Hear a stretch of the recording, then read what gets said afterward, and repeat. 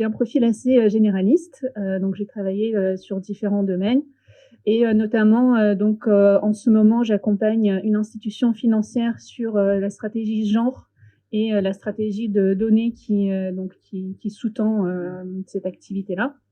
Et aussi donc une banque de développement nationale dans sa mesure d'impact, puisque quand on parle de reporting, on peut voilà, on va rentrer un petit peu dans le détail, mais il y a différents niveaux auxquels on pourra suivre les données. Donc avant de commencer, je voulais vous poser une petite question.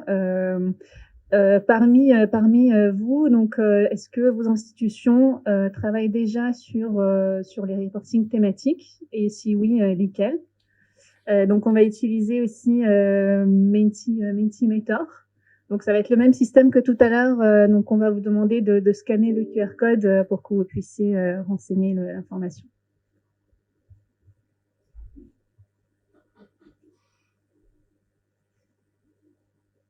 Donc il y a le reporting genre pour suivre le financement des femmes et des femmes entrepreneurs. Il y a donc le reporting vert et climat et donc le reporting de risques environnementaux et sociaux ou autres thématiques qui seraient intéressants aussi. Oui, bonjour aussi de mon côté. Si ça ne marche pas avec le QR code, vous pouvez aussi aller sur menti.com et utiliser le code que vous voyez ici sur l'écran, donc 22336499. Donc menti.com et puis ce code-ci, et ça va aussi vous donner la même page. Et puis vous pouvez normalement sélectionner plusieurs thématiques, puisque souvent c'est le cas. Donc voilà, c'est assez intéressant parce qu'effectivement, on voit que les institutions financières, en tout cas celles qui sont présentes, et c'est aussi ce qu'on voit dans nos différentes interventions, c'est des sujets sur lesquels les institutions sont déjà avancées et donc effectivement sur le genre, je pense qu'il y a aussi un petit biais de sélection puisque c'est un sujet qui était important dans l'assistance technique et dans le partenariat avec la BEI. Et je voulais peut-être poser la question à la personne qui a répondu autre. De quoi s'agit-il ?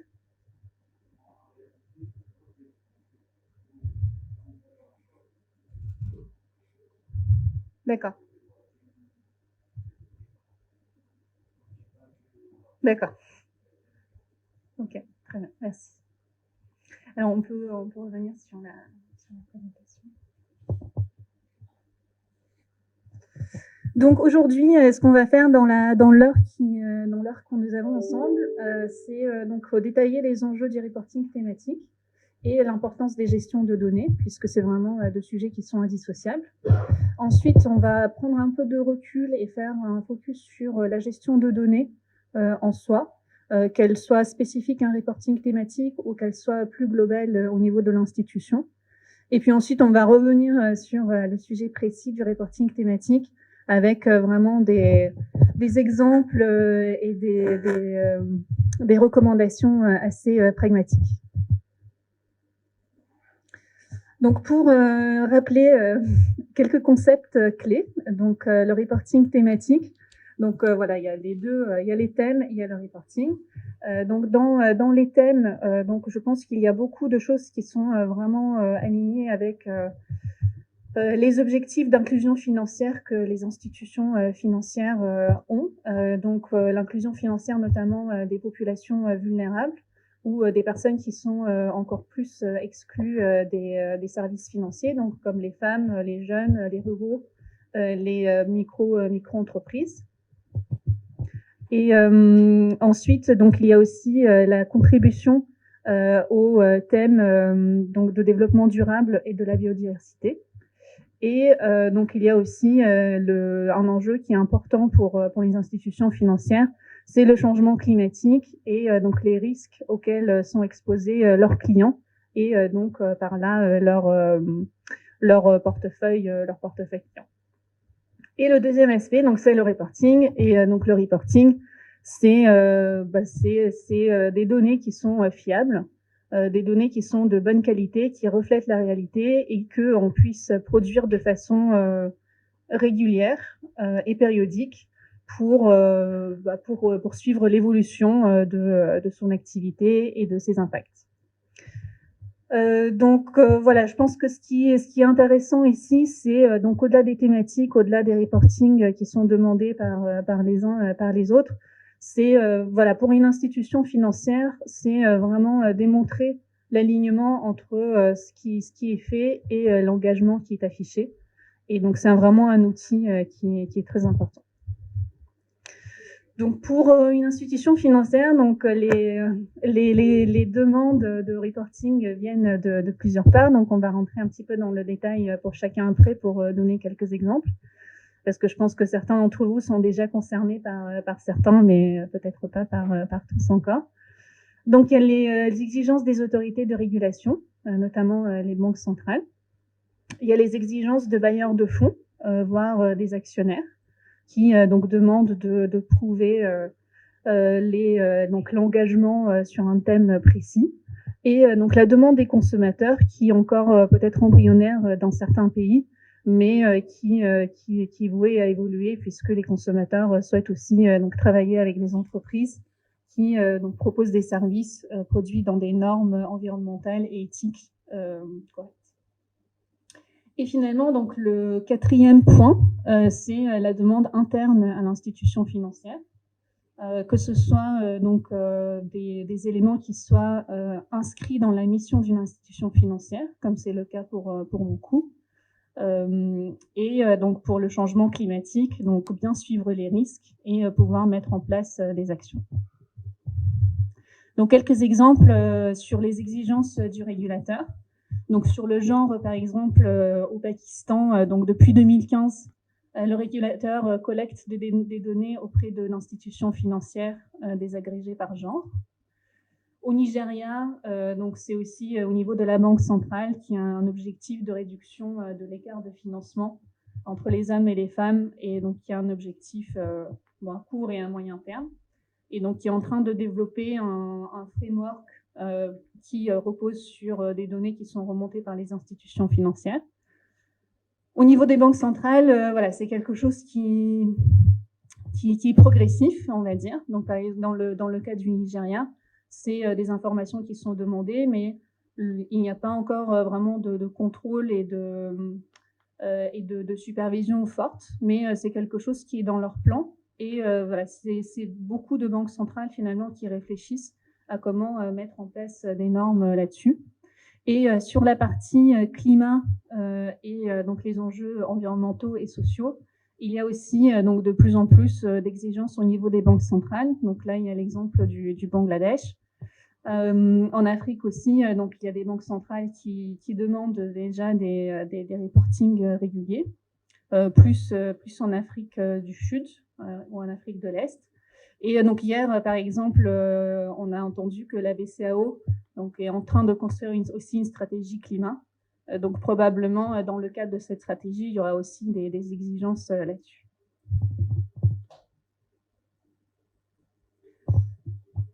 Il y a aussi des normes et des taxonomies au niveau international. Donc il y en a plusieurs, mais voilà, juste pour vous montrer un exemple. Donc la TCFD, la Task Force sur Climate Related Financial Disclosures. Donc c'est un groupe de travail qui travaille sur des informations qui doivent être révélées, on va dire, donc publiées publiquement pour expliquer quels risques climatiques sont exposés les entreprises et quelles sont les actions qu'elles mettent en place pour y répondre. Donc il y a déjà des organisations qui font partie de cette organisation ou qui mettent en place les recommandations de cette task force. C'est aussi quelque chose donc c'est pas la seule norme internationale. Il y a aussi donc les Nations Unies par exemple ou l'Europe qui poussent pour que ça devienne des obligations. Donc clairement il y a un mouvement de fond qui va vers vers voilà, une production de données sur ces thématiques-là.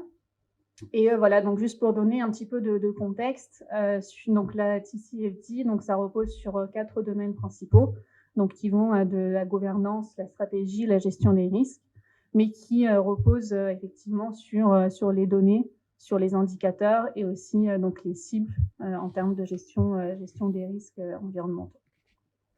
Au niveau nationaux aussi, donc il y a des choses qui sont mises en place. Donc, par exemple, la plupart des pays ont aujourd'hui ce qu'on appelle les CDN, donc les contributions nationales, contributions déterminées au niveau national. Merci beaucoup. Donc, qui a un plan d'action au niveau national qui donc détermine les actions face au changement climatique et donc qui est revu tous les 5 ans au niveau national et qui détermine notamment donc des secteurs prioritaires sur lesquels donc le pays, le gouvernement au sens large va agir dans les prochaines 5 années. Et donc ça, c'est des choses aussi voilà, qu'il faut prendre en compte quand on réfléchit à ça pour être aligné, donc à la fois avec les bonnes pratiques internationales, mais aussi avec les priorités nationales. Donc là, je voulais vous partager un exemple d'une institution financière qui a une proposition de ligne de crédit climat de la part d'un bailleur international. Et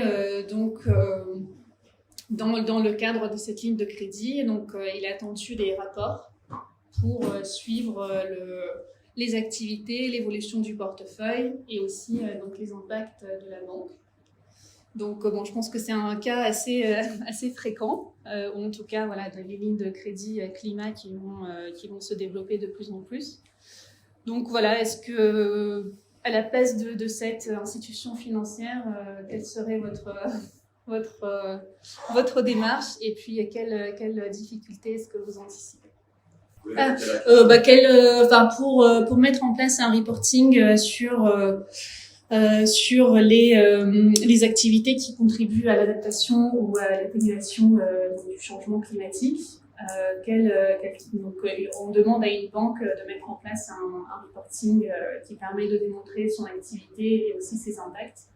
Et donc la question, c'est quelle difficulté est-ce que vous anticipez dans ce genre de demande?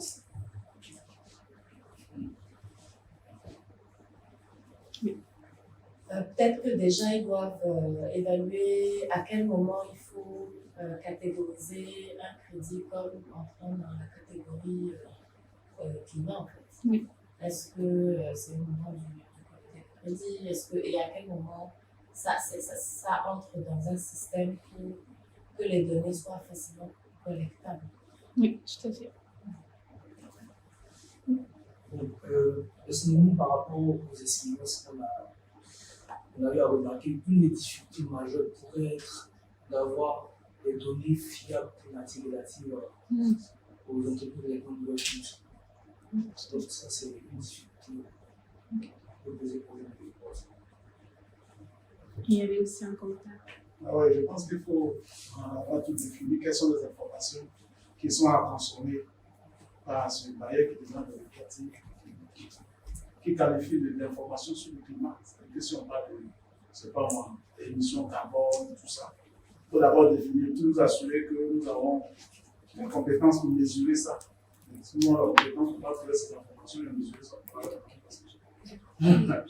Quand la banque fait un crédit l'utilisation du crédit va forcément générer une activité humaine.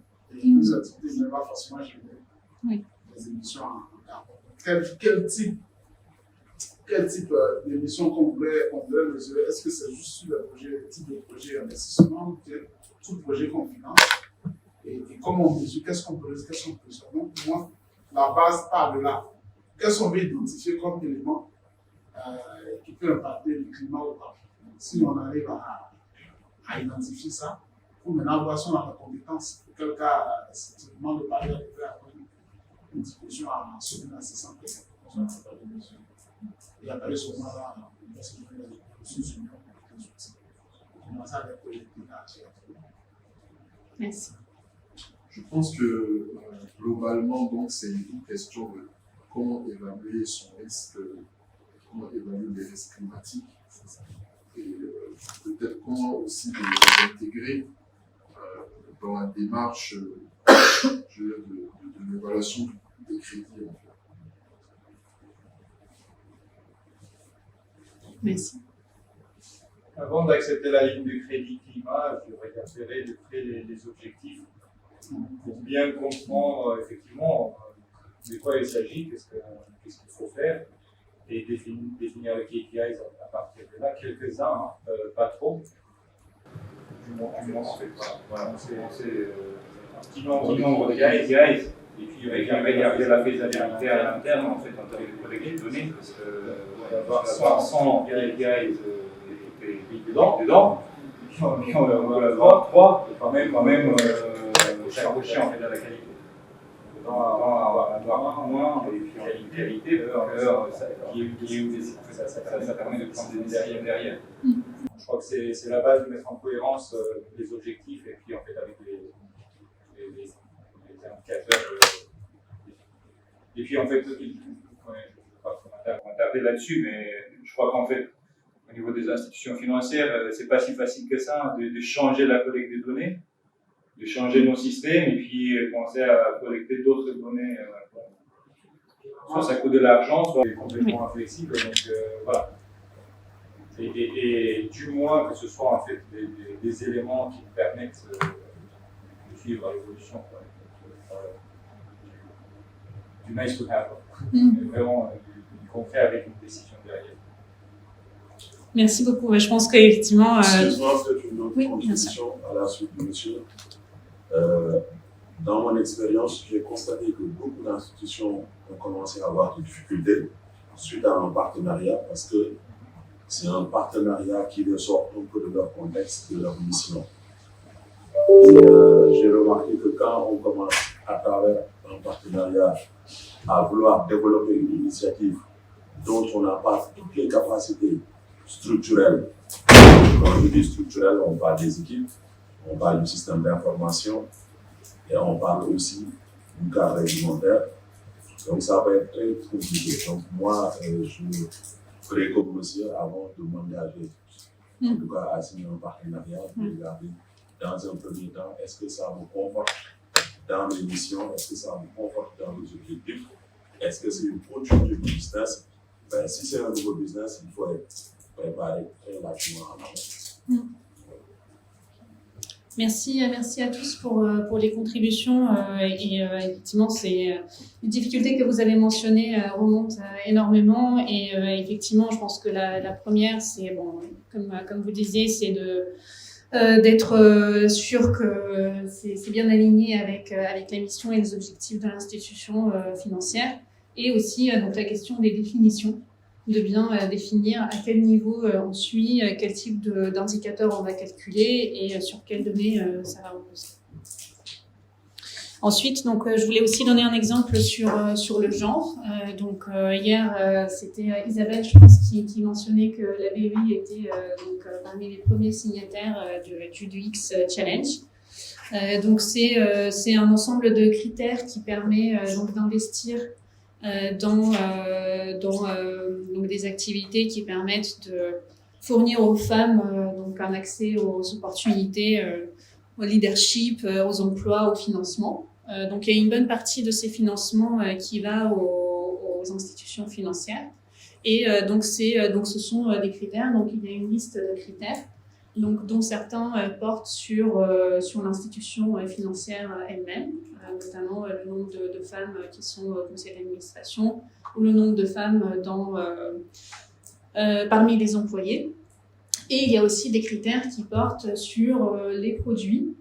Est-ce qu'il y a un produit qui est dédié aux femmes ou majoritairement adressé aux femmes ou donc quel est le pourcentage de femmes dans le portefeuille de l'institution. Donc effectivement pour bénéficier de ce type de financement, donc voilà, l'institution doit répondre à un ou plusieurs critères. Donc voilà, c'est pas quelque chose qui est gravé dans le marbre dans le sens où l'institution doit tout d'abord démontrer la volonté d'aller dans ce sens-là.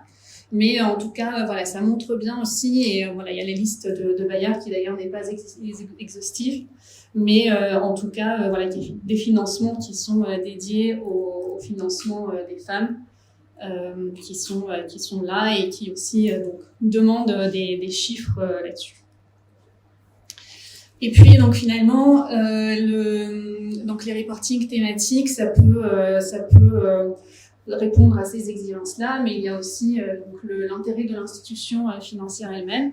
Et donc là, je vais faire plutôt le lien avec les gestions des données, puisque donc la gestion des données permet de répondre aux différents reportings, mais c'est beaucoup plus large que ça. Et donc dans une institution financière, finalement, la donnée est partout.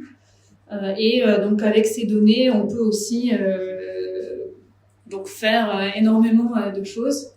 Donc que ce soit améliorer les processus. Donc par exemple, voilà, on peut penser au crédit, où on peut mettre en place, donc sur la base des données disponibles, mettre en place des scorings et donc optimiser, raccourcir les processus de décaissement. On peut aussi avoir au niveau des risques, donc finalement un meilleur pilotage des risques, y compris sur le risque crédit. Et puis donc finalement les données, comme vous disiez tout à l'heure, donc c'est aussi un input important pour permettre une prise de décision donc qui permet d'orienter les activités dans un sens ou dans un autre. Et puis donc de soutenir aussi l'activité commerciale, puisque voilà, pour donner un exemple très concret, ça peut aussi donc une analyse de données peut permettre de bien identifier les différents profils clients et donc de mettre par exemple des actions de cross-sell à destination de ces clients-là.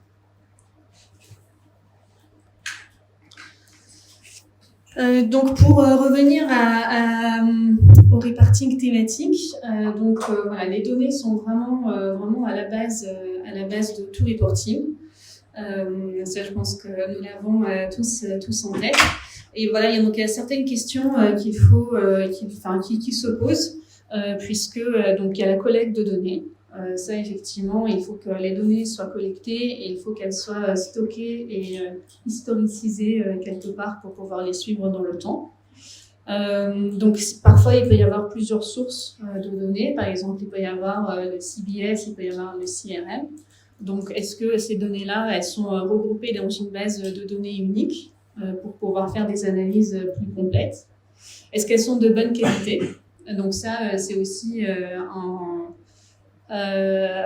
quelque chose c'est une problématique qui peut se poser. Donc, soit des champs qui sont pas obligatoires, soit donc le staff en agence qui n'a pas été informé de l'intérêt de collecter les données et qui, pour aller vite, font des choses qui font que la donnée correspond pas forcément à la réalité. Le calcul des indicateurs. Est-ce que les indicateurs sont bien définis? Est-ce que le calcul est décrit?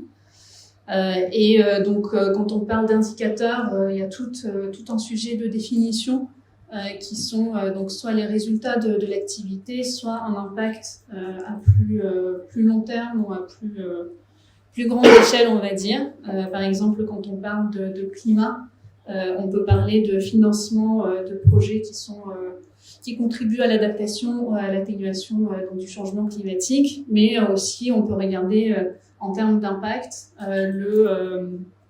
la réduction d'émissions de gaz à effet de serre.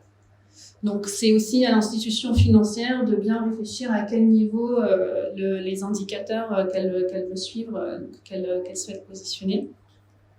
Et puis finalement, donc quels sont les reportings qui sont produits, dans quelle mesure est-ce qu'ils sont automatisés et comment ils sont utilisés.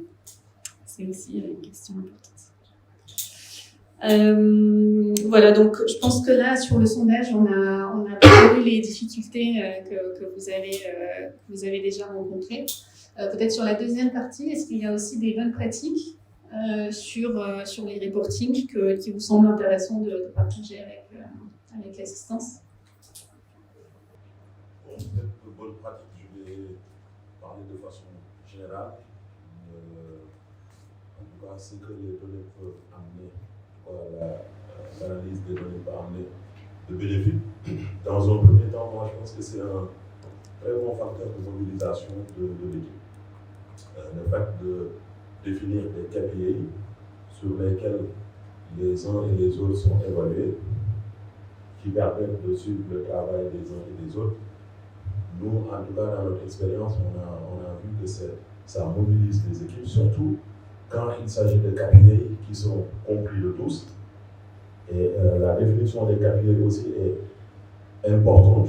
Il faut que ce soit des KPI qui sont réalistes, réalisables, et que les uns et les autres comprennent comment on calcule ces KPI, comment on exploite les données. De notre expérience à Baobab, nous consommons beaucoup de données, et je pense que l'un des facteurs clés de réussite dans le business, c'est notre capacité à définir des KPI qui sont simples, que toutes les équipes comprennent, et ça nous aide à vraiment mobiliser les uns et les autres autour de l'objectif. Voilà ce que je voulais ajouter. Merci. En termes de bonnes pratiques, je veux revenir sur le premier point concernant la collecte de données. Est-ce qu'on peut s'assurer qu'on a une base de données unique? Est-ce qu'elle est de qualité? Est-ce qu'elle est mise à jour de façon régulière? Peut-être concernant nos expériences, ce que nous avons fait, c'est d'avoir une ressource en ligne avec les entreprises avec lesquelles nous collaborons, puisque nous avions un portefeuille de petites et moyennes entreprises du secteur vert, où nous avions relevé certaines de leurs informations. Donc, cette ressource en ligne était accessible par elle-même. Et lorsqu'une personne faisait des modifications, on pouvait facilement identifier qui a fait telle modification et à quel moment. Donc, on pouvait s'assurer à ce que toutes ces données-là soient remplies régulièrement, soient suivies par tous. Tout le monde, tous ceux qui travaillent sur le projet aient facilement accès à ces données et soient automatisés justement. De telle sorte qu'à tout moment, on peut avoir accès à ces éléments et les exploiter pour atteindre l'objectif qu'on a défini. Donc c'est plus lié à l'outil du travail collaboratif. Et à l'organisation.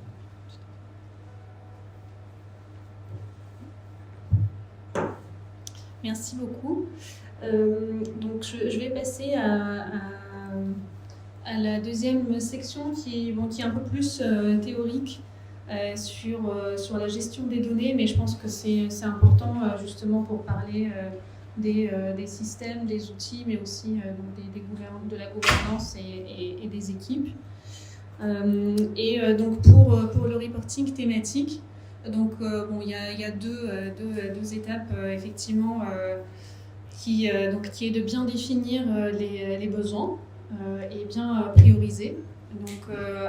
Donc c'est forcément un mix entre les enjeux externes et les enjeux internes, sachant que souvent ils se croisent. Par exemple, quand on parle de reporting aux bailleurs, c'est aussi un besoin interne de fonds. Donc voilà, surtout de bien prioriser les indicateurs et les données qu'on veut suivre.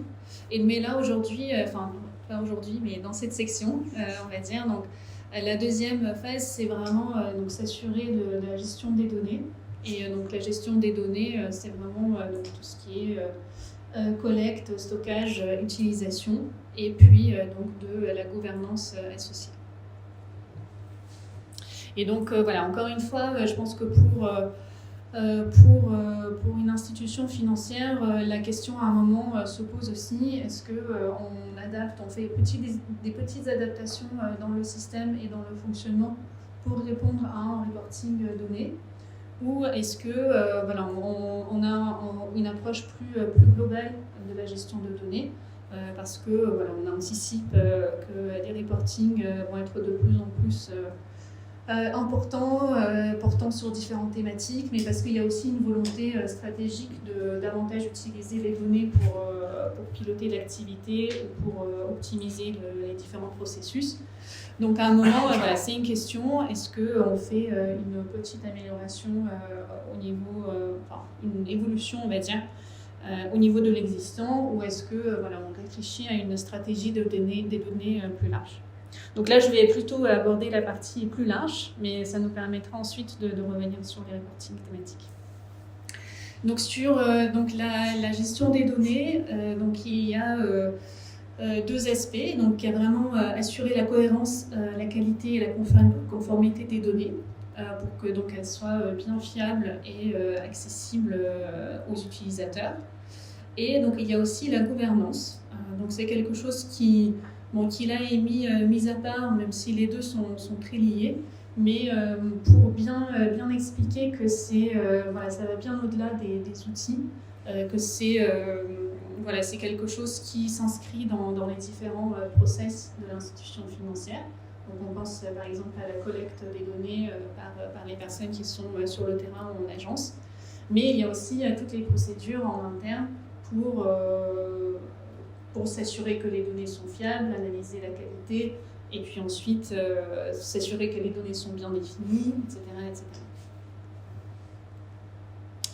Donc pour la partie donc gestion de données qui était sur la gauche, donc il y a trois piliers. Donc bien définir la stratégie, la feuille de route, et puis donc qu'est-ce qu'on veut finalement réussir à faire avec ces données-là. Ensuite, il y a une partie un peu plus technique dans laquelle on ne va pas rentrer, mais après ça se traduit par des modèles de données qui en fait permettent de définir vraiment pour chacune des données d'où elle provient, comment elle va être utilisée, quel est son format. Donc vraiment, après on va rentrer vraiment dans le détail de chaque donnée, donc c'est un vrai travail de fourmi, on va dire, et donc d'où la nécessité aussi d'avoir des personnes qui puissent travailler sur ça. Et donc l'architecture de données, donc voir comment les flux de données sont organisés pour qu'ils deviennent exploitables. Donc là, par exemple, voilà, je voulais vous montrer un exemple d'architecture de données. Donc il est un peu, voilà, c'est quelque chose d'assez détaillé et donc qui intègre, enfin qui est assez adapté, on va dire, aux institutions plutôt matures sur le sujet. Mais voilà, je pense que ce qui est important de comprendre dans une architecture, c'est de bien voir, donc on a les sources de données, qui sont, donc il y a différentes sources de données, qui ensuite donc, vont être transformées, nettoyées et donc mises à un format spécifique pour aller dans le data warehouse, donc, qui est la base de données qui centralise tout et qui permet de lier les différentes tables de données entre elles. Et donc ensuite, il y a la partie analytics, donc, qui permet de bien retraiter les données, faire des calculs d'indicateurs et donc aussi de visualiser les indicateurs sur un dashboard en temps réel. Voilà, il peut y avoir des composantes d'intelligence artificielle et de machine learning, mais voilà, ça dépend encore une fois de là où est l'institution financière dans son parcours de gestion des données. Et puis donc ensuite, c'est utilisé par différentes composantes de l'organisation. Après, voilà, c'est quelque chose qui était plutôt complexe, on va dire, mais une institution financière peut aussi commencer par un dispositif qui est plus simple. Et par exemple, donc nous, quand on travaille avec des institutions pour les accompagner sur des reporting ou donc la mesure d'impact, on peut aussi commencer par quelque chose de simple. Donc avec des développements qui permettent de récupérer les informations des différentes sources de données, de mettre en place donc le data warehouse pour stocker toutes les données et mettre en place donc cette visualisation des rapports, mais qui peut aussi, qui nécessite pas forcément des investissements monumentaux pour commencer. Là par exemple, on peut imaginer des solutions open source pour chacune des composantes pour avoir une première approche du sujet et qui permet en fait de répondre à la problématique de reporting. Donc ensuite, il y a la partie gouvernance. Sur la partie gouvernance, c'est donc organisation, processus et outils. Dans l'organisation, c'est bien définir les rôles et les responsabilités. Donc qui est le propriétaire de chaque donnée et qui est garant de la qualité. Qui s'occupe de la gestion des données pour superviser l'ensemble du dispositif. Ensuite, il y a les processus. Comment les données sont collectées, quelles sont les normes de qualité des données, quels sont les référentiels, quels sont les formats. Donc tout ça, c'est des choses qui doivent être présentes aussi. Et donc finalement, les outils dont j'ai mentionné certains dans l'architecture tout à l'heure. Donc pour vous donner un exemple concret, donc là c'est une institution financière qui travaille sur la stratégie de données pour suivre le financement des entrepreneurs femmes. Donc ils ont une équipe data qui existe, qui dans un premier temps, qui ne couvre pas toutes les données de toute l'entreprise, mais qui se concentre vraiment sur les données des clients et des produits et services. Donc cette équipe a défini des standards de qualité pour les données. Donc par exemple, le genre est une donnée obligatoire. Au niveau de l'interface, c'est un menu déroulant que le staff en agence doit absolument renseigner.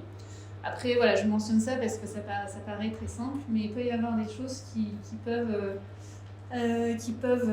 devenir problématiques. Si par exemple, il y a une valeur par défaut, ça peut faire en sorte que les personnes, pour aller vite, finalement, elles ne s'embêtent pas à choisir une valeur. Et ça va fausser tout le système derrière. Et donc ce qui est intéressant là-dessus, c'est que donc eux par exemple pour les individuels, le genre est bien obligatoire. En revanche pour les entreprises, et c'est souvent une question, comment on définit les femmes entrepreneurs, notamment s'il y a plusieurs actionnaires, etc. Donc eux par exemple au niveau des entreprises, ils n'ont pas encore mis en place de système comme ça. Et ce qui est intéressant, donc eux ils utilisent Power BI, qui est un outil qui permet de visualiser les données. Donc ils ont au niveau, en temps réel, ils peuvent donc suivre la qualité des données. Donc là, par exemple, on voit ils voient les données qui sont incomplètes et donc ils voient des données qui sont a priori incorrectes. Donc par exemple pour le genre, ils vont faire une vérification avec le titre de la personne. Donc si c'est une femme mais son titre c'est Mister, ils vont savoir qu'il y a quelque chose qui ne va pas. Et après il faut effectivement agir là-dessus. Mais au niveau des outils, voilà ce que ça peut donner. Donc l'organisation de la fonction de gestion de données, donc là encore si on regarde de façon assez large, donc il y a plusieurs options pour une institution financière qui va dépendre de sa taille et puis de sa maturité sur ces sujets.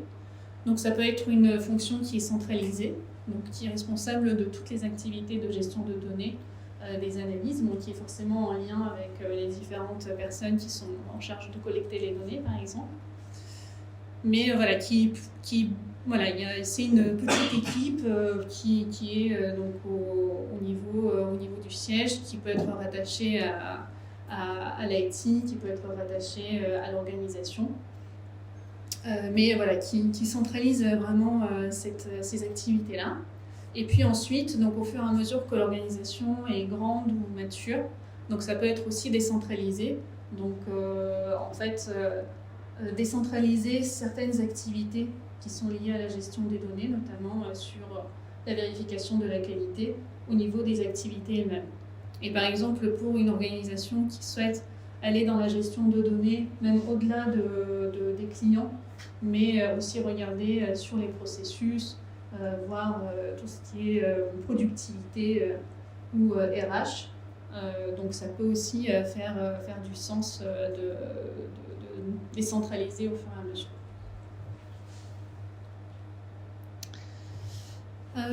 Voilà, donc je voulais aussi vous poser la question, je pense qu'on a un Mentimentor là-dessus, pour vous demander, est-ce que, donc au niveau de votre institution, est-ce que vous avez un dispositif de gestion de données global, ou est-ce que aujourd'hui c'est plus des demandes, plus des réponses ad hoc aux demandes de reporting?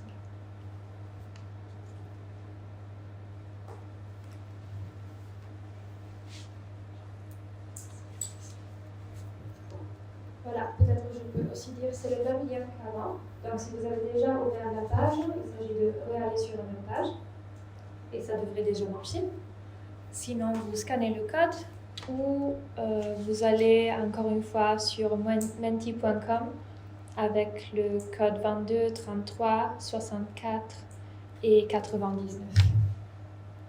On voit déjà 5 personnes ont répondu, donc cette fois-ci, ça semble marcher un peu plus rapidement.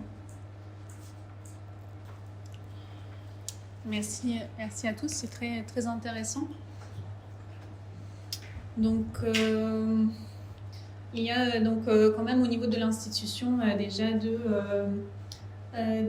personnes qui ont répondu. Donc, il y a un système de gestion globale.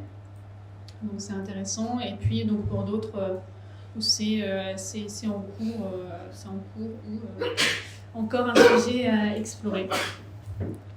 Voilà, donc je vais passer à la dernière partie, donc qui fait le lien entre les enjeux qu'on a vus dans la première partie et puis donc la gestion des données qu'on vient de voir là, pour voilà, donner quelques exemples, quelques pistes de réflexion sur comment aborder ces données et ces reportings thématiques. Donc pour un reporting thématique, donc effectivement, je pense qu'on en a, quand on a parlé donc des différentes bonnes pratiques ou des difficultés, je pense que la plupart ont été mentionnées. Mais c'est vraiment d'avoir une approche par phase. Donc la première, évidemment, qui est le cadrage des besoins et la priorisation donc des indicateurs qu'on veut suivre. Qui correspond aussi au besoin de ne pas avoir trop d'indicateurs ou trop de KPI qui vont complexifier la collecte de données et l'analyse ensuite, de bien identifier celles qui sont essentielles. Ensuite, donc, il y a définir l'approche pour la collecte de données. Et ça, effectivement, pour les institutions financières, parfois ça va impliquer de modifier les outils de collecte de données. La collecte de données, donc l'intégrer dans les outils, les processus et les formations. Donc effectivement, il y a l'aspect outil, mais il y a aussi l'aspect formation pour donc bien faire en sorte que les personnes qui vont collecter les données sur le terrain en agence comprennent les enjeux et donc s'il y a des choses, notamment je pense au reporting vert ou climatique, ça peut être des sujets ou des terminologies sur lesquelles les personnes sur le terrain n'ont pas l'habitude ou les connaissances. Donc il y a aussi l'enjeu de formation et de bien expliquer de quoi il s'agit. Et puis donc le dernier point, c'est la collecte et l'utilisation. Et donc sur la partie collecte et utilisation, je voulais juste rappeler que il y a un enjeu de transparence de ces données, donc à la fois pour transparence vis-à-vis des bailleurs, des actionnaires, mais aussi transparence vis-à-vis du public, qui va être assez clé. Donc sur le premier point, est-ce que c'est le premier? Non, c'est le deuxième. Donc sur le cadrage des besoins, on en a un petit peu parlé. Donc je vais aller directement sur le deuxième, sur définir l'approche pour la collecte de données. Donc c'est mettre en place des définitions.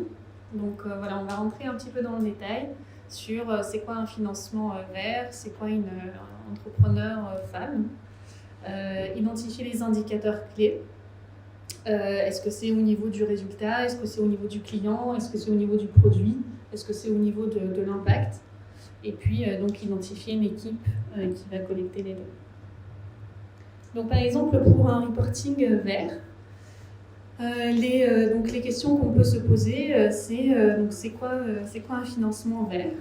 Est-ce que donc on le fait pour un produit spécifique? Est-ce qu'on le fait au niveau du client? Est-ce qu'on le fait au niveau de l'objet du financement? Si on le fait au niveau de l'objet du financement, comment on fait pour définir quels sont les objets de financement qui sont éligibles? Donc tout ça, c'est des questions qui sont légitimes et bon, là-dessus, il y a quelques taxonomies et quelques recommandations qui permettent d'orienter. Ce qu'on voit, c'est que souvent, les institutions financières commencent par se concentrer sur les produits verts. Donc c'est une première étape, effectivement, mais ça peut être restrictif dans le sens où ça peut, par exemple, un client qui a une entreprise de recyclage peut demander un produit qui n'est pas un produit vert. Pour autant, c'est quand même de la contribution à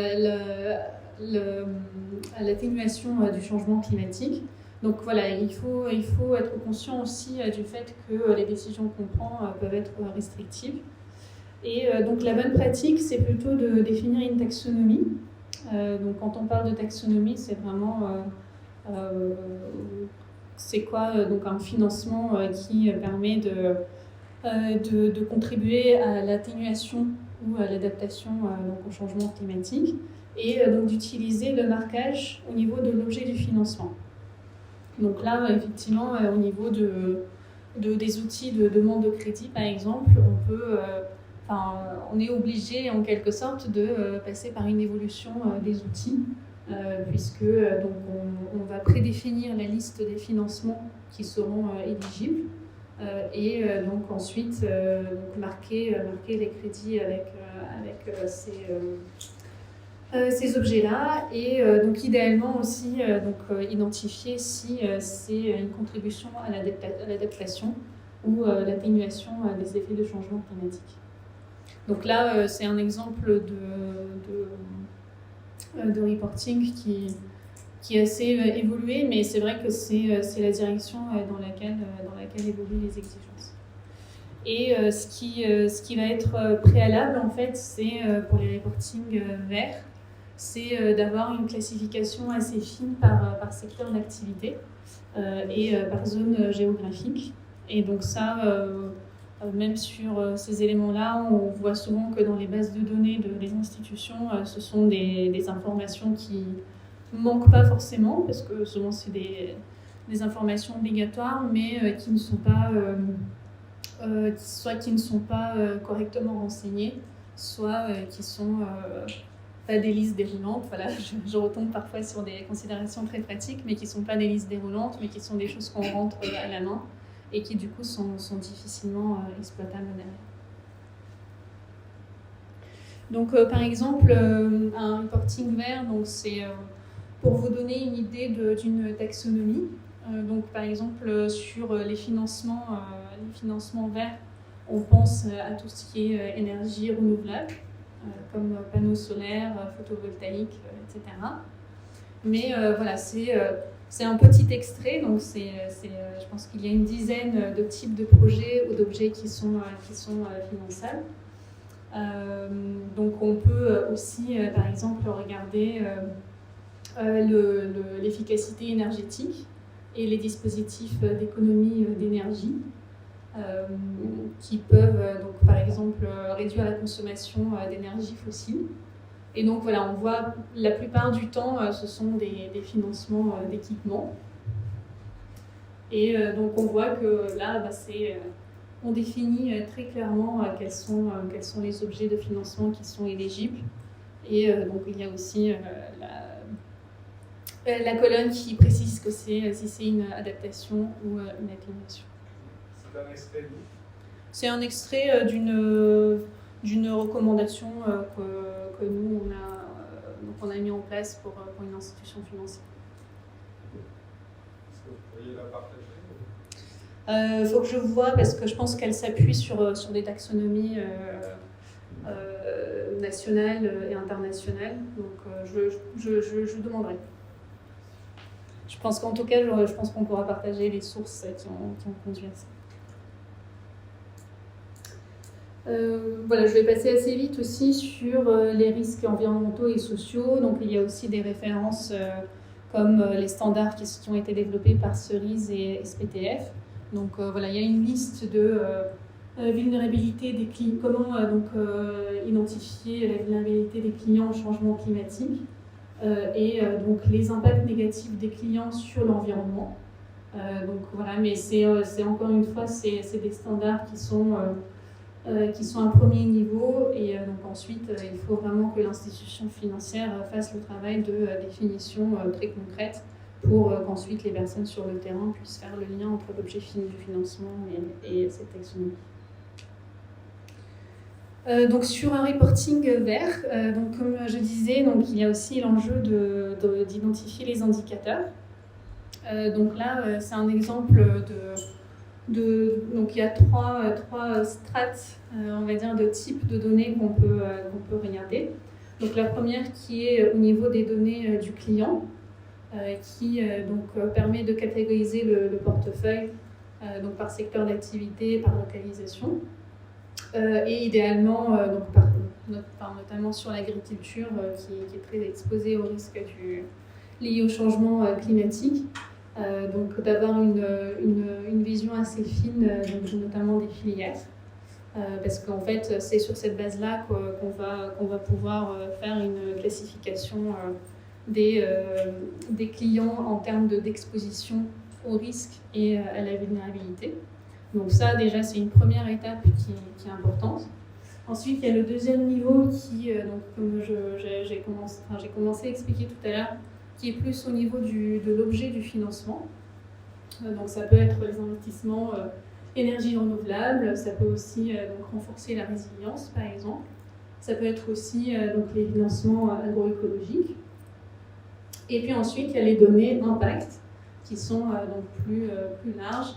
Donc voilà, par exemple la tonne de CO2 qui ont été évitées, l'équivalent CO2. Voilà, donc c'est les trois niveaux auxquels on peut suivre un reporting vert. Encore une fois, voilà, ça peut être aussi des étapes, puisque c'est compliqué de tout mettre en place tout de suite. Mais c'est vraiment d'avoir cette vision-là dès le début qui est aussi importante pour savoir où on va et qu'est-ce qu'on veut suivre exactement. Ensuite, donc, il y a l'intégration dans les outils, les processus et les compétences. Donc, pour s'assurer que les différents systèmes permettent de collecter ces données-là. Donc, effectivement, il va s'agir de rajouter des champs dans certains outils. Et effectivement, ce sont des évolutions qui peuvent prendre du temps. Notamment voilà, quand on passe par des fournisseurs externes, ce qui est la plupart du temps le cas, donc faire des demandes d'évolution.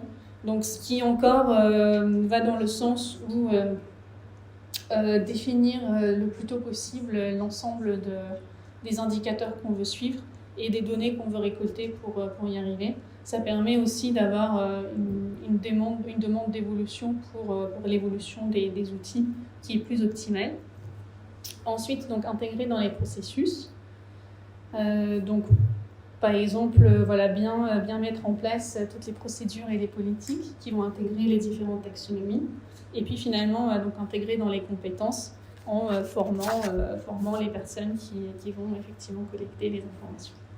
Donc, par exemple, sur la définition, donc, un autre exemple, c'est la définition des femmes entrepreneurs.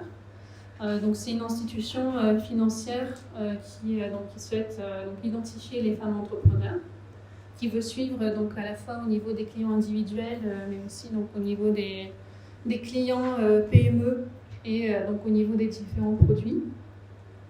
Donc ils ont choisi, donc pour les individuels c'est assez facile d'avoir le genre.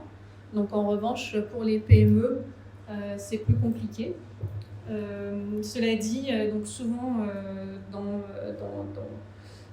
les institutions financières qui ciblent les PME, voire les micro et PME, une bonne partie des entreprises ont un seul actionnaire. Donc ceux-là, on peut les isoler et finalement, c'est assez facile de les traiter puisque voilà, il n'y a pas plusieurs actionnaires qui nécessitent des calculs, etc.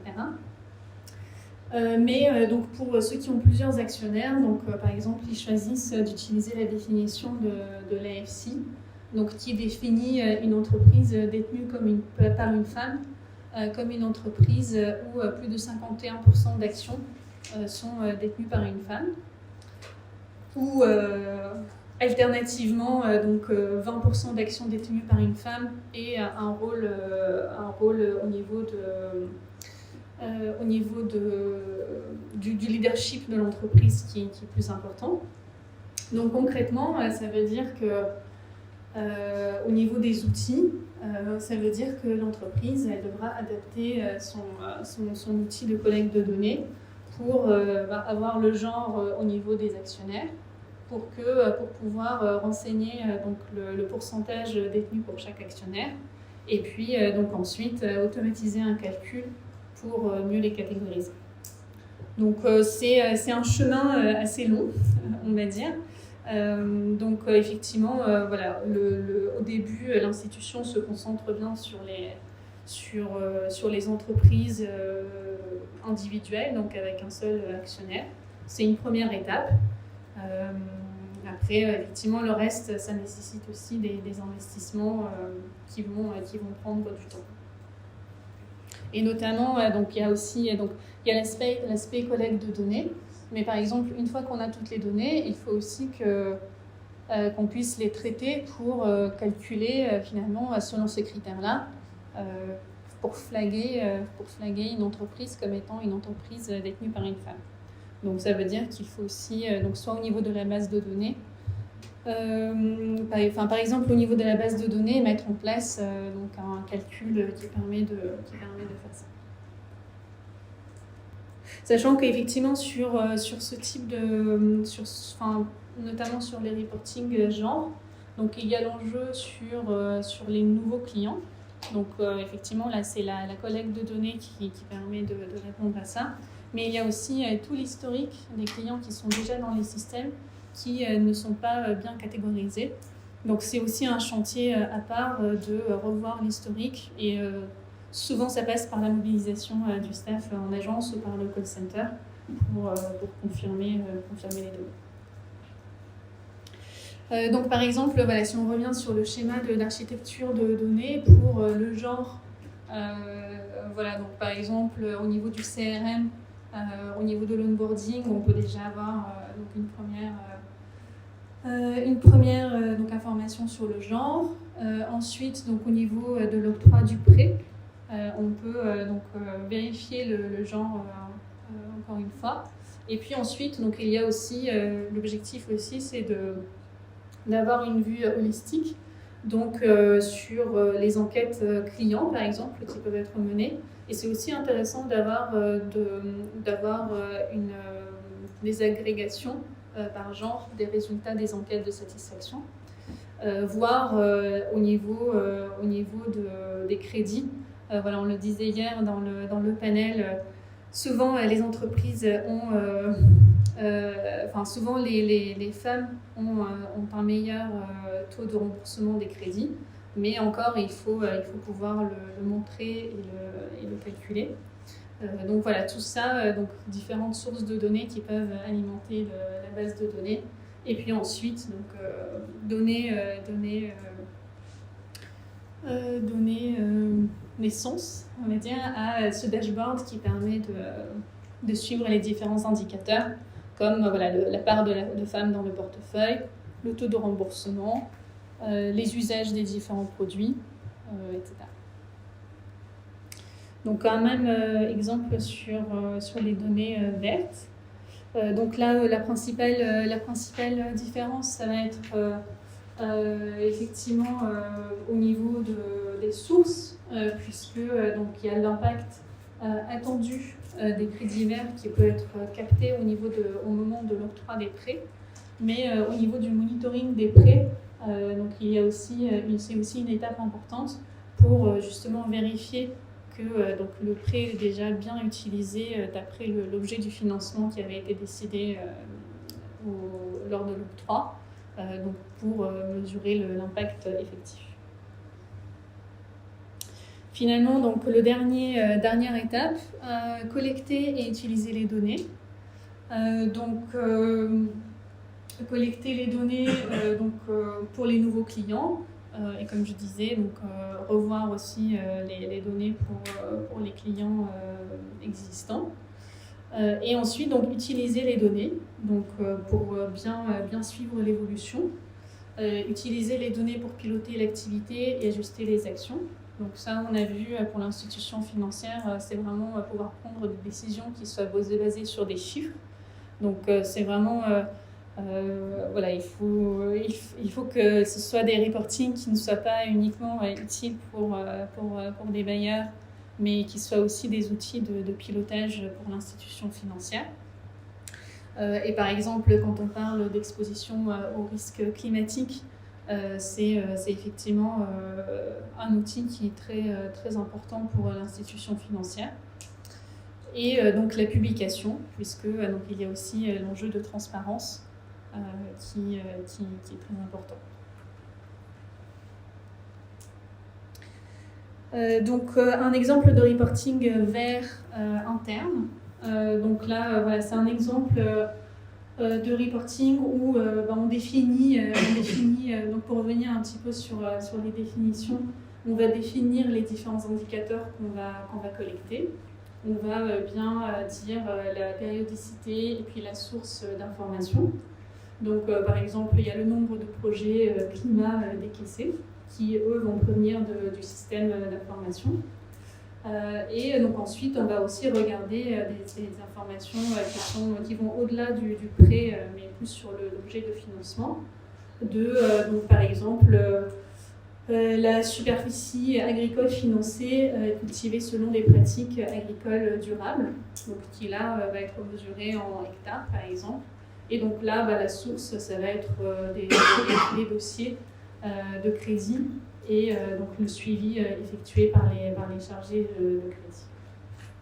Et puis sur la droite, donc, vous avez des exemples d'indicateurs qui peuvent être suivis dans le temps et qui peuvent, par exemple, donc, le pourcentage du financement vert dans le portefeuille global, le pourcentage du financement vert par secteur d'activité, avec notamment donc un focus sur l'agriculture, et donc encore une fois la distinction entre l'adaptation au changement climatique et l'atténuation.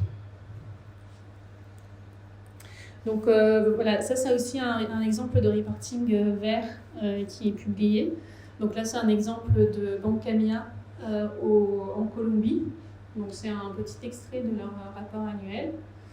Donc ils ont à la fois donc, un reporting sur les clients qui sont exposés au risque climatique, donc qui est par région et par type de risque. Donc ils ont fait toute une analyse de leur portefeuille en se basant donc à la fois sur les secteurs d'activité, sur les localisations et donc aussi sur des données météorologiques par exemple, sur la pluviométrie. Donc ils ont d'un côté cette vision-là de leur portefeuille, et puis donc de l'autre côté ils ont donc dans leur reporting aussi un exemple un rapport sur le nombre de clients qui ont bénéficié donc de lignes de crédit vert. Donc eux ils sont sur un produit en particulier, pas sur l'objet de financement, mais c'est déjà un très bon début. Donc là, voilà, il précise bien le nombre de clients qui ont bénéficié de ce type de crédit. Et donc, il distingue aussi l'objet de financement. Est-ce que donc, il s'agit de sujets qui sont liés aux économies d'énergie ou d'énergie renouvelable, ou est-ce que donc, c'est l'adaptation au changement climatique. Et donc, voilà, je pense que c'est la fin. Donc, un exemple de rapport annuel. Donc là, par exemple, c'est un rapport annuel de ASCII aux Philippines. Donc eux, ils font le lien avec les objectifs de développement durable. Et donc pour chacun, ils mettent en avant leurs activités. Donc par exemple avec l'objectif numéro 6 sur l'eau et la sanitation. Donc ils ont une ligne de crédit spécifique à ça. Donc ils suivent à la fois le nombre de crédits, mais aussi le nombre de bénéficiaires, qui est plus large que le nombre de crédits. Ils suivent donc sur l'objectif de développement durable numéro 7, sur l'énergie propre et accessible, donc aussi leur contribution là-dessus. Sur l'action sur le climat, ils traduisent aussi leurs actions en données en kilowatts et en économie d'eau en mètres cubes.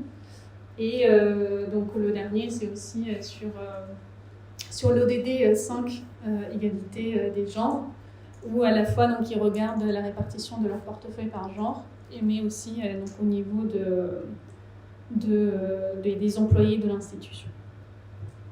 Voilà, donc je trouve que c'est des exemples qui sont intéressants parce qu'ils montrent assez concrètement qu'on peut commencer par des choses assez simples et puis donc, les enrichir au fur et à mesure aussi avec davantage de détails qu'on va récupérer donc, au niveau des reportings thématiques et que finalement les données qui sont récupérées dans le cadre de reporting thématique sont aussi utilisées comme support pour une transparence accrue et donc la mise en avant aussi des actions de l'institution financière. Donc pour conclure, voilà, je voulais vous poser la question sur voilà, quels sont les exemples ou les bonnes pratiques qui ont retenu votre attention pendant cette discussion. L'importance de se mettre d'accord sur les définitions parce que c'est en fait le point de départ et ne pas avoir des définitions claires crée de la confusion et ça nous oblige à refaire le travail a posteriori, mais ça veut aussi dire que dans le travail avec différents bailleurs, étant donné que parfois les bailleurs n'ont pas les mêmes définitions, oui, ça peut aussi créer des confusions. Donc il y a un besoin d'harmoniser en fait quelque part.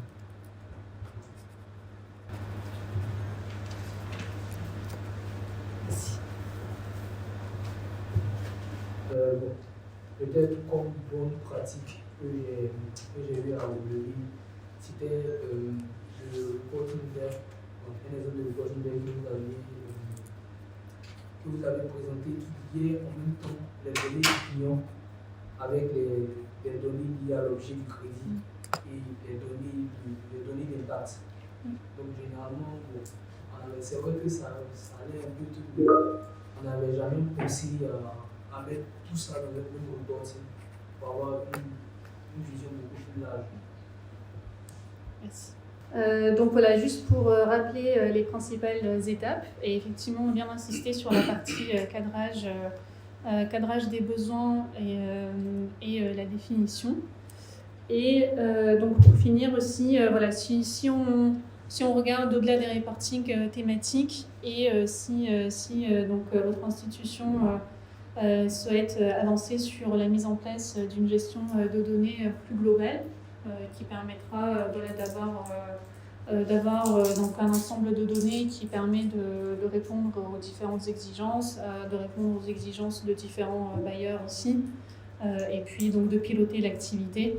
Donc voilà un exemple de feuille de route qui peut être utilisée, donc bien mettre en place une équipe et une stratégie de données qui va s'en occuper, faire un diagnostic des données et des systèmes, ensuite donc définir tous les standards, les dictionnaires qui définissent les différentes données et les formats, mettre en place les outils de vérification de la qualité. Ça, on a vu que c'est vraiment un élément clé qui peut aussi être automatisé en partie. Et puis donc mettre en place une base de données avec des dashboards et des reportings automatisés.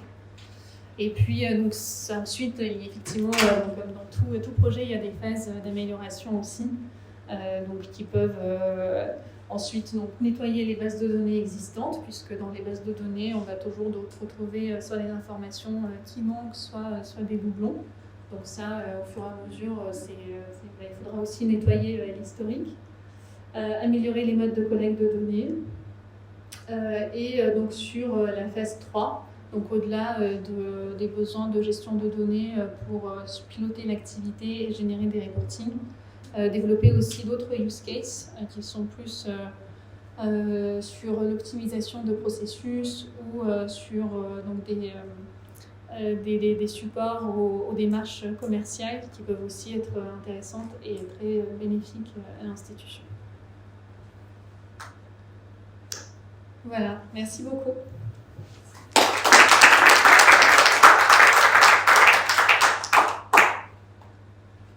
Parfait, merci beaucoup Ekaterina. Je ne sais pas s'il y a d'autres questions, des questions pour Ekaterina avant de partir.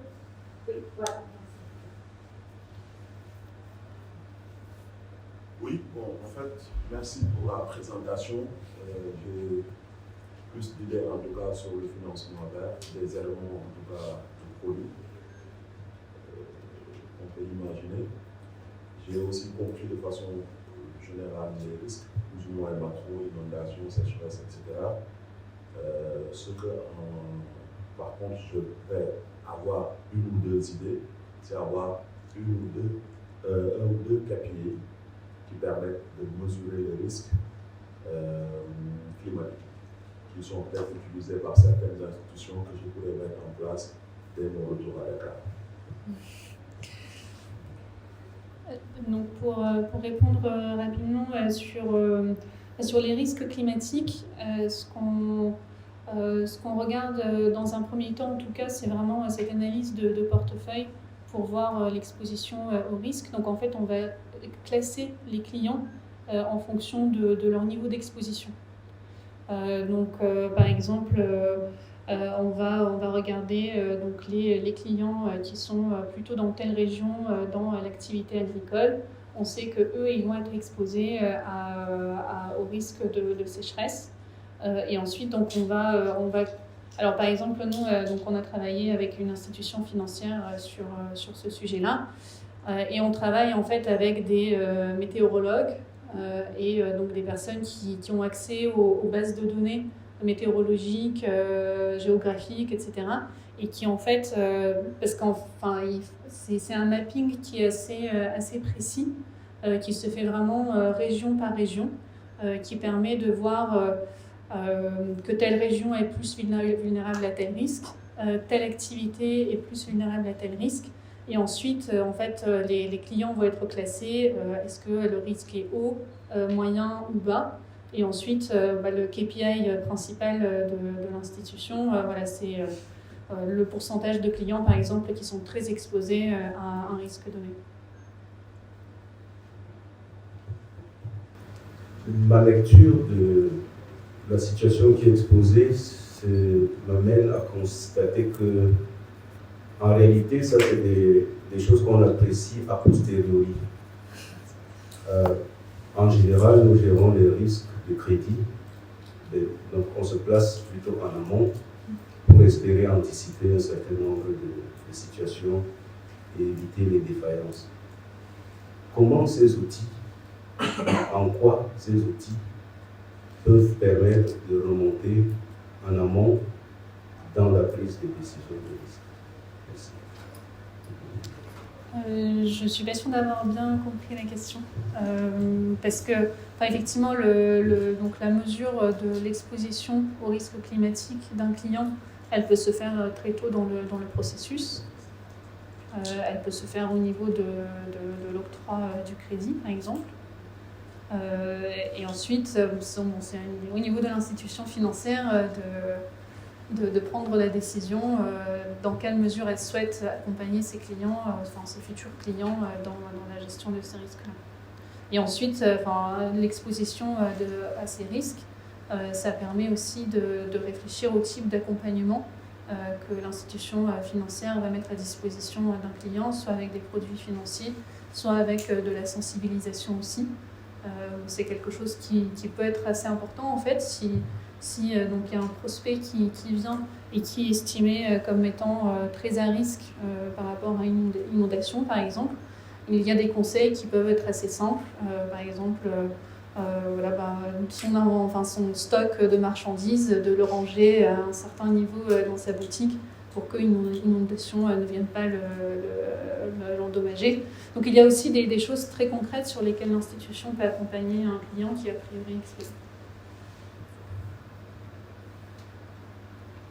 Oui, c'est ça. D'accord. Tina, merci pour la présentation. Ça nous a permis d'avoir une idée encore plus large de la thématique, d'avoir encore des éléments sur le reporting financier, le reporting vert. Donc, mais j'ai deux questions concernant les remarques que j'ai eu à faire. Une question relative à un exemple que vous avez pris pour pouvoir illustrer le reporting qui a été fait concernant des entrepreneurs féminins.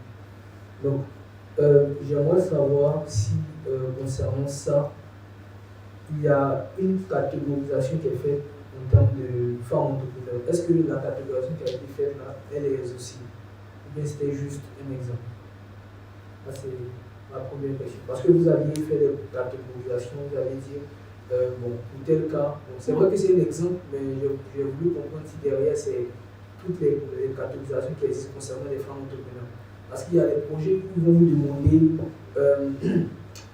demander d'évaluer le nombre de femmes entrepreneurs que vous allez financer. Oui. Donc, puisque vous avez donné des critères qui peuvent être liés à la part d'action détenue par les femmes dans l'entreprise ou à leur nombre dans le management board et tout. Donc, pour ces trois éléments que vous avez cités, est-ce que ce sont des éléments exhaustifs ou il y a...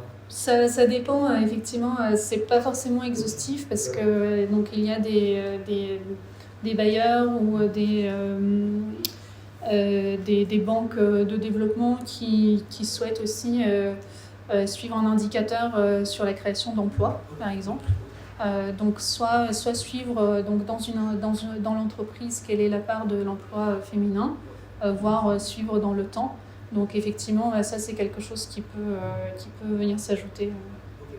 Parce que j'ai voulu m'en assurer parce que l'an dernier, quand on discutait, on disait qu'il n'y avait pas vraiment de taxonomie fixe là-dessus, puisqu'il y en avait justement, comme on le disait, qui était en rapport avec même l'objet de l'activité ici. Le service est dédié spécifiquement aux femmes aussi. Voilà, tous ces... Donc comme j'ai vu, j'ai cru que c'était quelque chose qui était finalement arrêté sur la question femmes entrepreneurs. On pense qu'il répond à ça. Oui. Je pense que j'ai eu. Maintenant, la deuxième question, c'était en fait, bon, la question était venue avant que je ne vois l'exemple que vous avez donné du reporting de Boncamia. Voilà. En fait, je me demandais s'il y avait un intérêt à faire un reporting pour collecter les données géographiques des clients, sachant qu'on ne peut pas exploiter des données d'impact. Je prends l'exemple simple. Supposons que on veut faire du reporting vert pour des entreprises qui sont en Côte d'Ivoire localisées dans la zone du Sud. Donc là, elles sont exposées à des aléas climatiques comme l'élévation du niveau de la mer. Donc si on n'a pas des données actuellement, des données précises sur l'évolution prévisionnelle du niveau de la mer, est-ce que c'est toujours d'intérêt de pouvoir collecter la zone géographique lié à tous ces clients, parce que ça prend aussi du temps pour pouvoir avoir ces éléments. Est-ce qu'on a forcément besoin que la zone géographique ou la donnée du client qu'on collecte va nous permettre d'exploiter des données d'impact plus tard? Je ne sais pas si vous voyez. Alors, effectivement, sur les données géographiques, si elles sont prises telles quelles, effectivement, on n'a pas, ça ne contient pas toutes les informations nécessaires sur les risques climatiques en soi. Après, c'est une donnée qui est nécessaire justement pour faire le croisement avec les risques climatiques par région. Et là-dessus, par exemple, il y a des bases de données qui existent, qui sont plus enfin, pour certaines sont disponibles en accès libre, mais qui ont une appréciation assez fine des différentes régions.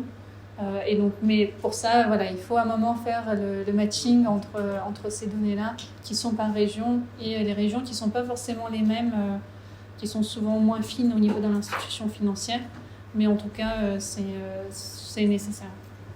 Mais est-ce que vous trouvez pertinent de prendre les données, supposons qu'on n'a pas des données beaucoup plus fines concernant une région particulière, et on a des données beaucoup plus larges, des données régionales beaucoup plus larges, est-ce que c'est toujours pertinent aussi de les collecter ou de faire une matching par rapport à ça? Bon, ça dépend, à un moment, effectivement, ça devient moins pertinent, ça dépend de la granularité des données, c'est difficile de répondre. Merci. Bon, moi, c'est Kelly, je gère le département du crédit du groupe Orabank, ce siège. Mon observation touche une petite partie de ce que mon prédécesseur vient de dire. Il est clair que le reporting part de l'existence, des données existantes à la base. Même s'il arrive qu'un ou un partenariat en soit obligé d'intégrer certaines informations pour faire le reporting. D'accord. Et comme vous le savez, nous sommes des institutions financières, même si l'expert de l'OCDE qui est intervenu la dernière fois, dans sa conclusion, a dit qu'il fallait davantage privilégier la rentabilité économique par rapport à la rentabilité financière. Cette conclusion, je crois qu'elle concerne plus les institutions de développement, plus que les institutions financières qui doivent augmenter du chiffre à ces actionnaires. Qu'est-ce que je veux dire par là? Je veux simplement dire que pour collecter des données, pour que cela puisse servir à des reporting, il faut que ces données-là, comment dirais-je, vont exiger des ressources additionnelles. Donc, ça va effectivement impacter les charges. Deuxièmement, il faut que ces données-là puissent intervenir directement dans l'activité, dans l'analyse de la banque en ce qui concerne la rentabilité. Et si vous vous rendez compte que beaucoup de banques ne financent pas les activités agricoles, c'est l'une des raisons. Moi, quand vous m'envoyez un projet d'élevage, de poulet, machin, ma première réaction, je décote ça à 50% parce qu'il faut qu'il soit sûr qu'il y ait un dispositif où l'air est maîtrisé, c'est assez moderne parce que un seul virus, tout est parti, tout le capital est parti. Et c'est mort. D'accord. Donc, moi, je n'ai pas d'intérêt à aller prendre ce risque parce que je veux aider le pays à manger beaucoup de viande locale, etc. C'est vrai, c'est bon, mais s'il n'y a pas un dispositif pour accompagner, moi, je ne le fais pas. Si c'est une zone où il y a la sécheresse, vous me présentez un dossier de financer un agriculteur, je dis non, je suis désolé, je ne peux pas y aller parce qu'on ne maîtrise pas les aléas climatiques. Donc, c'est l'une des raisons certainement qui fait qu'on ne finance pas beaucoup l'agriculture. Vous comprenez? On a quelques initiatives dans certains pays où le gouvernement met en place des fonds, encadre, met en place des techniciens, etc. Là, nous rentrons dedans, mais là encore, ce n'est pas tout à fait donné. Parce qu'à la fin, il y a des effets pervers. Quand ça vient d'un gouvernement, il y a toujours des effets pervers inattendus, du relationnel, etc., qui fait à la fin, le projet peut commencer à marcher et à la fin, ça commence à connaître des effets pervers. Donc, pour revenir sur le sujet, je voudrais, comme on est avec la Banque européenne d'investissement, qui développe un certain nombre de partenariats et qui se focalise sur le renforcement de la technologie et des capacités, n'est-ce pas? Afin de rehausser quand même le niveau de l'économie, j'imagine que la mission sur sa tâche, au fond, faite, qui veut vraiment quand même permettre au pays ACP de pouvoir améliorer la qualité de leurs produits. Je me demande, est-ce qu'il y a une disposition à pouvoir accompagner les opérateurs financiers pour pouvoir leur permettre de pouvoir intégrer cet aspect statistique dans leurs données? Qu'est-ce que je veux pas être plus concret? On avait participé à un projet de l'AFP sur l'énergie renouvelable, l'énergie verte, un projet qu'on avait signé mais qui s'est arrêté après.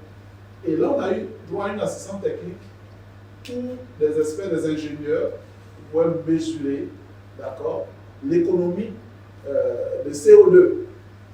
Dès qu'on finance le renouvellement de tous vos ampoules, là, on en passe par des ampoules LED, cela nous permettait selon le nombre d'ampoules, etc., la capacité des ampoules, on pouvait mesurer l'économie qu'on faisait, donc l'émission de CO2, etc. Donc, ces genres d'activités, la banque ne peut pas dégager vraiment un gros budget pour le faire. Ça ne peut pas marcher. Donc pour moi, c'est intéressant pour nous d'avoir une liste peut-être de partenaires qui s'intéressent à donner cette connaissance, parce que la banque ne va pas leur recruter un météorologue, comme on l'avait dit tout à l'heure. On ne voit pas l'intérêt, il suffit de ne pas financer, c'est tout. Puis on fait notre chemin, on se concentre sur les initiatives. Donc est-ce que vous avez quelques informations à nous communiquer pour que peut-être, tout ça nous intéresse et que le régulateur aussi veut commencer à rentrer dedans? Ça nous intéresse quand même d'avoir une certaine liste pour voir comment est-ce que cela puisse être géré, qu'on puisse intégrer ça à notre plan stratégique. D'accord. Je ne vais pas monopoliser la parole, mais je vais juste donner un petit exemple. Dans la Banque centrale, la BCA, les États de l'Afrique de l'Ouest, ils ont pris dans leur réglementation des mesures pouvant encourager le financement des PME.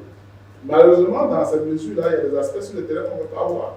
Et vous dites qu'une PME, pour qu'elle soit éligible, il faut qu'elle vous donne 3 états financiers.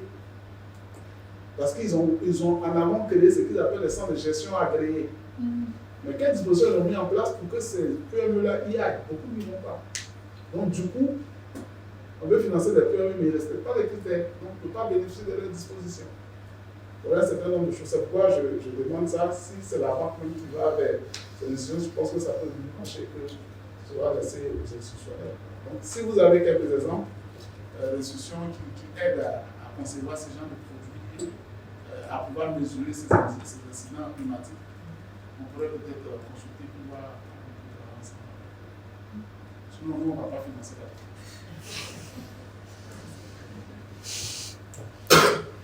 Merci beaucoup.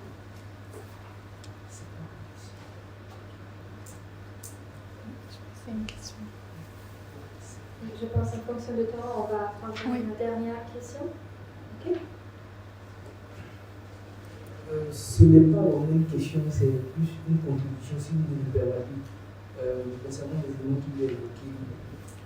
Si vous me permettez, bon, disons que clairement, nous travaillons avec des PME, avec les entreprises du secteur vert, et nous travaillons sur ces questions de financement des projets, justement de lien avec le secteur vert. Donc de base, l'activité elle est financière, tout ce qu'on parle d'investissement. Donc tout ce qui est évaluation, ça va rentrer dans le cadre classique d'évaluation. Mais puisque c'est en lien avec le secteur vert, parce que vous avez évoqué sur la question des risques climatiques, que les institutions locales n'investissent pas forcément.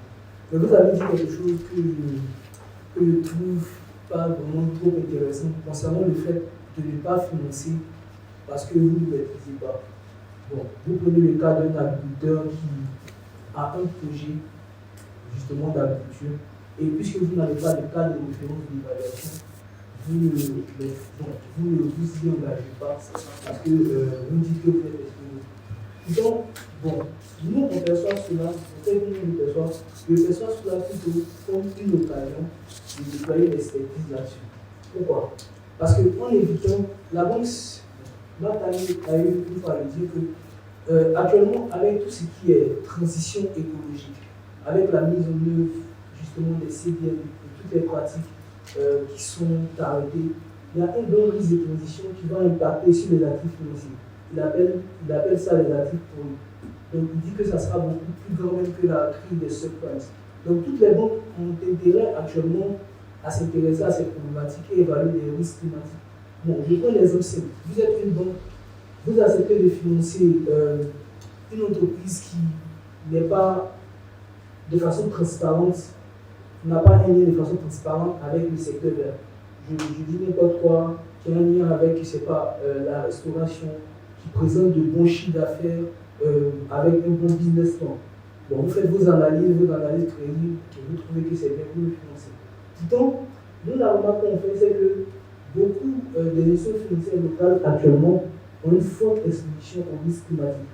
Quoique, de base, les actifs dans lesquels ils ont investi n'ont pas de lien direct avec le secteur vert. Mais l'exposition au risque climatique est très élevée. Pourquoi? Compte tenu de la chaîne de valeur. La chaîne de valeur, ce n'est pas que dans la production, depuis l'approvisionnement la commercialisation. Et il y a de tout intérêt pour elle de pouvoir faire cette évaluation.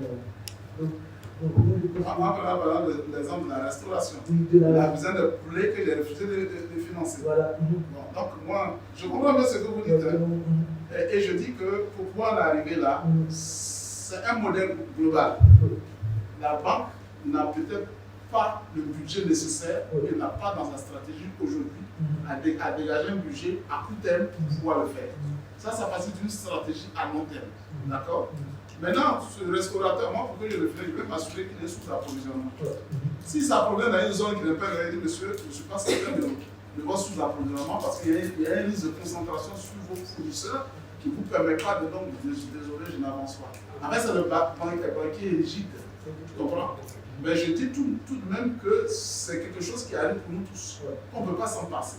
Donc, il faut une force conjuguée de ceux qui travaillent qui remettent à niveau l'économie. C'est pourquoi je demande est-ce qu'il y a une liste de partenaires qu'on peut consulter pour qu'ensemble on peut certainement bâtir une stratégie à moyen terme, pas forcément à court terme, pour pouvoir avoir une visibilité sur les éléments qu'on peut chiffrer et pouvoir bâtir la stratégie avec. Sinon, aujourd'hui, à court terme, là, pour l'instant, je n'ai pas les moyens de pouvoir apprécier ça. Je sélectionne ceux qui peuvent me rassurer. C'est de ça qu'il s'agit.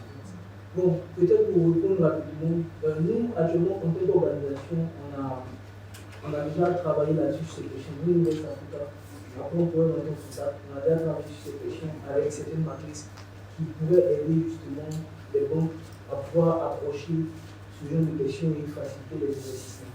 Parce qu'on a eu une expérience déjà dans cette matière. Merci. Je pense qu'on peut clôturer la session. Merci à tous et bon appétit. Merci.